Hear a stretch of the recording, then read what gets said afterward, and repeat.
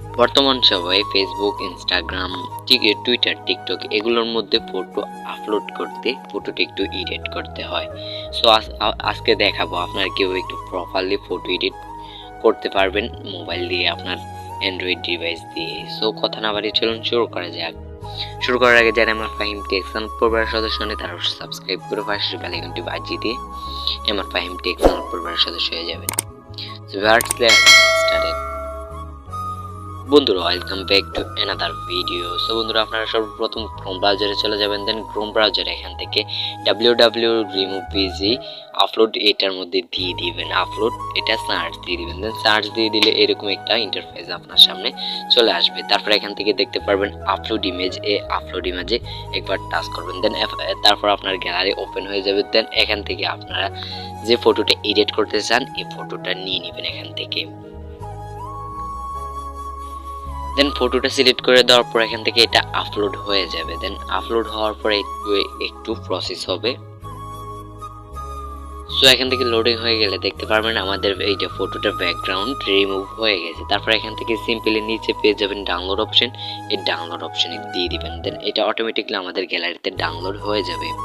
তারপর আপনাদের চলে যেতে হবে সরাসরি পিক্সআর্ট অ্যাপসটির ভিতর। দেন বন্ধুরা, পিক্সআর্ট অ্যাপসটির ভিতর আসার পর এখান থেকে পেয়ে যাবেন প্লাস আইকন, এই প্লাস আইকন একবার টাচ করে দিবেন।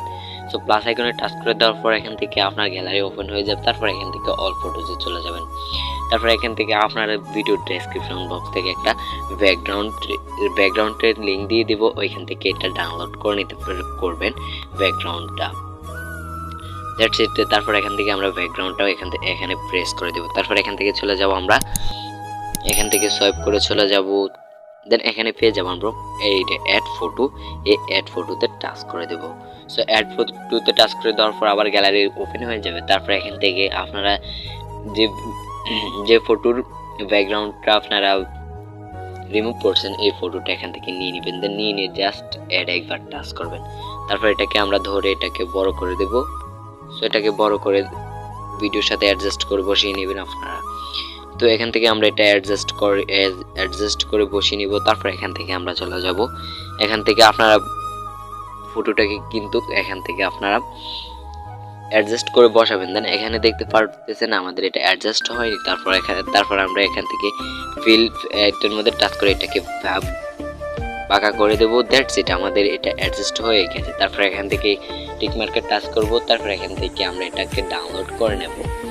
সো এটা ডাউনলোড করলে দেখুন আমাদের এটা সেভে গ্যালারিতে হয়ে গেছে। সো এইভাবে আপনারা আরও প্রপারলি ফটো এডিট করতে পারেন। সো আজকে ছিল ভিডিওটি ভালো লাগলে অবশ্যই একটি লাইক করে দেবেন, আর ভালো না লাগলে একটা ডিসলাইক করে দেবেন, আর আপনার একটা মূল্যবান মতামত করে যাবেন ভিডিওর কমেন্ট বক্সে।